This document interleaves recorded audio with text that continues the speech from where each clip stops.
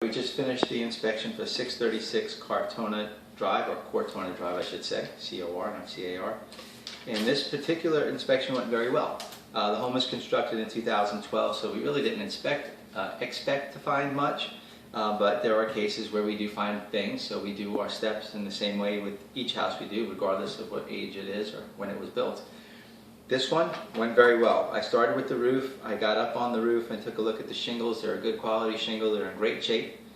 Followed suit getting into the attic to make sure that what I saw on top matched what was going to be on the bottom. Sometimes you can't always see a condition from a rooftop, but you can see it from underneath. I was pleasantly surprised when I went into the attic space. I've got really good dimensions on the attic as far as hurricane mitigation. That's because the year the home was built. It complies to the standards in place in 2012. So I photographed them and logged that information for your records.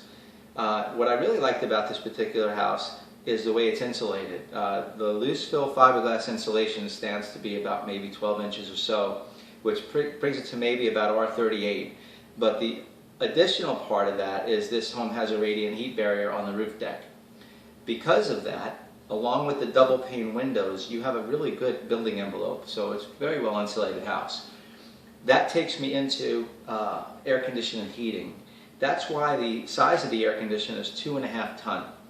2.5 ton unit traditionally might be considered undersized for a home of this size living area.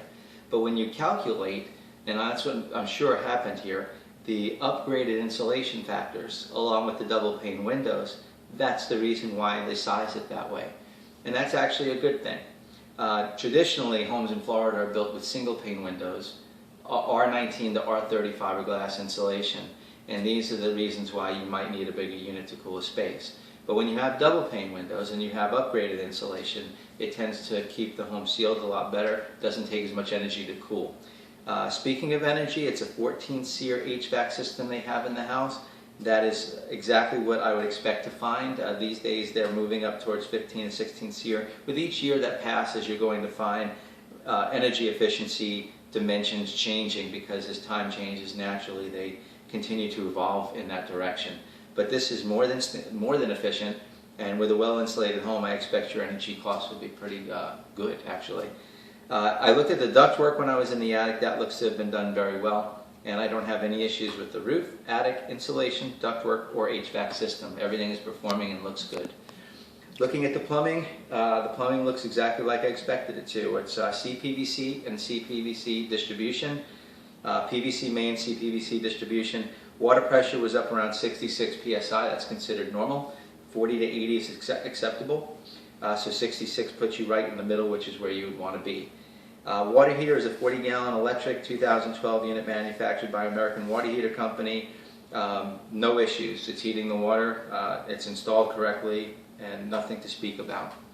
I went through the kitchen and bathroom areas, checked the plumbing at all of these areas, used moisture equipment to make sure we had no hidden leaks that I couldn't see with my eyes, and we don't. So that's very good news. Usually when we find something that's hidden, it takes a little bit of an invasive inspection to find out where it's coming from, and we didn't want to find that. And in this case, we did not. It's a very well maintained home. As I went through the interior, I mean, this house looks probably as good as it did when it was purchased. So that's a good thing. And that also extends to the exterior walls and the landscape of the property. I ran the sprinkler system. You've got 3 zones. And that might be one of the reasons why everything looks so well manicured and taken care of, is because the sprinklers are actually working. So with the rain and the sprinklers, when the rain isn't there, that explains why the landscape looks good.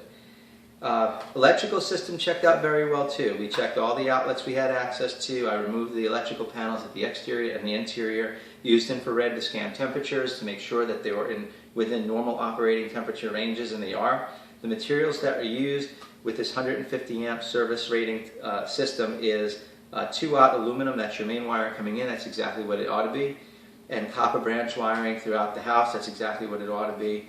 Nothing to speak of electrically as far as defects. In fact, I can comment that the installation looks good. The equipment is General Electric, which is considered a good brand. And that's about it. In your inspection report, you will see photos of all of these things as we went through them. Roof covering, radiant heat barrier, insulation, ductwork, right on through the electrical, plumbing, and everywhere we've been, so that you can put this video together with your inspection report, and it might actually give you a well-rounded opinion about what our interpretation of the house is. So if you have any questions, give me a call, but you're looking at a home that is move-in ready with little or next to nothing to do from this point forward except continue what the current homeowner has done. Okay, so you didn't find even one thing? No, I mean the only thing that I had is a maintenance thing, and this is pretty typical when you do a bathroom. I had a drainage is a little slow in the hall bathroom tub, but that you can handle with a drain cleaner. Wow. Okay, perfect. Thank you, Paul. You're welcome. Thank you.